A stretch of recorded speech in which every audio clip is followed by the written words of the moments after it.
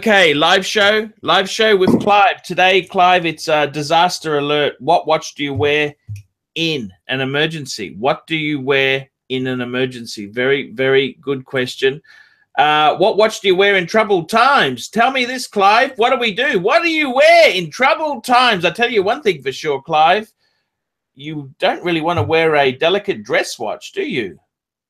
No, absolutely not. So, yeah, or anything that's not waterproof. Put that Cyma away, that ugly dress Cyma away. Actually, you could. That Cyma could be handy. You could sell that gold. That's currency. Right. That's true. Actually, in troubled times, what would you wear if you were in Florida now? What would you be wearing? One of two things. See, if you were in South Korea, I would be wearing the Milgauss because it's anti-magnetic, anti-nuclear watch. Right, for EMP. Well, electromagnetic pulse. Right. Yes. Mind you, if you were close enough to the explosions, you probably wouldn't be alive. So it's not really going to be a big problem. Well, actually, you'd want a big oversized watch like a Panerai, and then you would just simply use it as much as you can, the big watch, to shield yourself from as much of the blast as possible. But I would say one of two things. Either a brightly emergency. Yes. Get me the hell off this roof. Or as you would say, roof. Roof. Yes. Roof. The Breitling emergency. Or I would say the Rolex Submariner, because it is waterproof. It is definitely submersible. And if the fecal matter hits the fan, you can always sell it and buy emergency supplies. Like water. Like water. Correct. Or food. Manta rays. I've seen manta rays washed up on the beach. What the hell is a manta ray? Can you tell me what the hell this animal is? Actually, I think it's similar to a stingray. Isn't that? And which is, I think, killed Steve Irwin. Yes. Yes, that's correct. So the question is, what do you do then? I mean, if you were stuck in a war zone, would you keep your watches in the bank, or would you take the watches out of the bank? Well, in a war zone, the bank's going to be probably the first thing that they go after. So I would probably take them out of the bank. Well, and if it's war zone, unless the bank has some really good armed security, which they're probably not. The bank employees aren't going to give their lives to protect your watches or your safe deposit box or your money. Okay, what about in a natural emergency then? Would you be leaving your stuff in the bank or taking it out?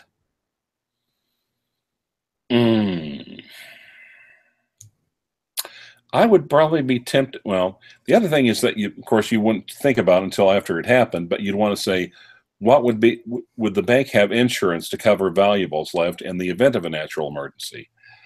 Like, for instance, if it was a flood, if the bank itself was on a floodplain or, in an older area of town or subject to flooding, maybe not. If on the other end, if it's a newer area of town, a newer building, more, higher up on the hill or with better drainage, it might be safer there. Okay. So to tell me this thing, Clive, if you were in a flood zone like Florida with hurricanes, what watch would you have chosen to wear as you enter the emergency shelter?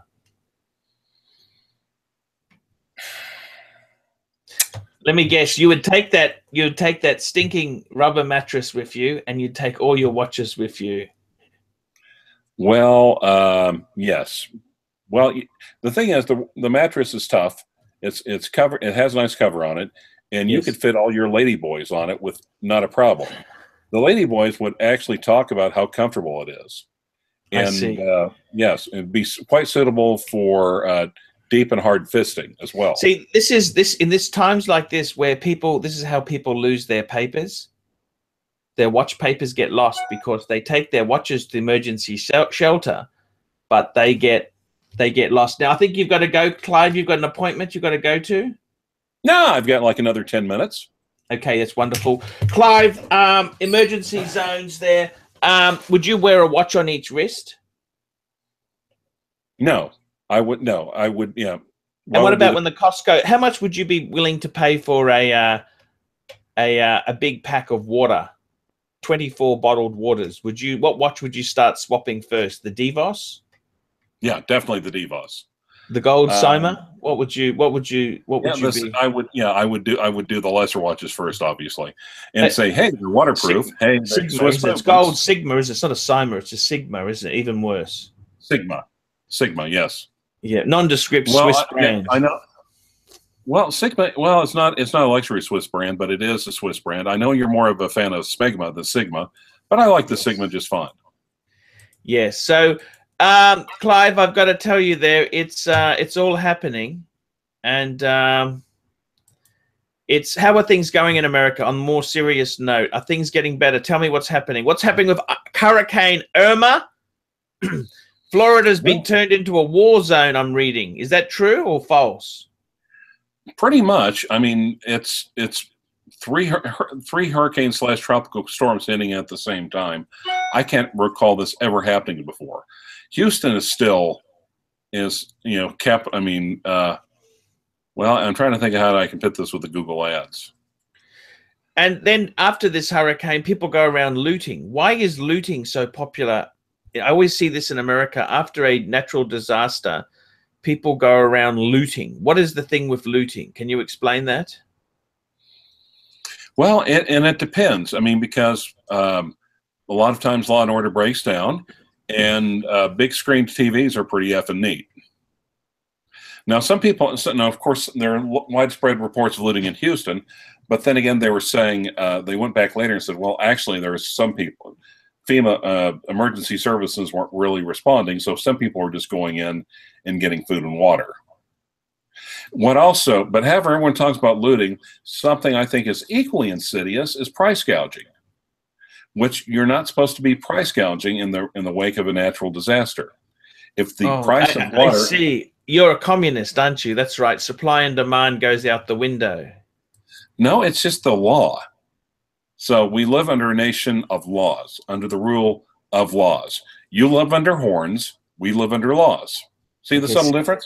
Yes. See, the thing is that it's supply and demand economics. I mean, if somebody is prepared to stock up in water and tin food, and then a cyclone comes, shouldn't they be able to capitalize on that when Well, that's true, but the laws are already in place, so we can just... These are the same laws that made the Kennedys rich. They could keep their boats with alcohol in it before Prohibition was changed, and then they could sail it in. Oh, well, they were selling it in long after Prohibition was changed. Joe Kennedy was a bootlegger. That's how he made all his effing money, apparently. Not to mention the fact that JFK more or less sent secretaries out to every place in Washington, D.C.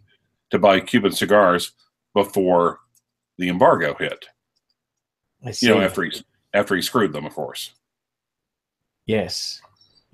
And a fat lot of good that did, considering that he died not so long after that.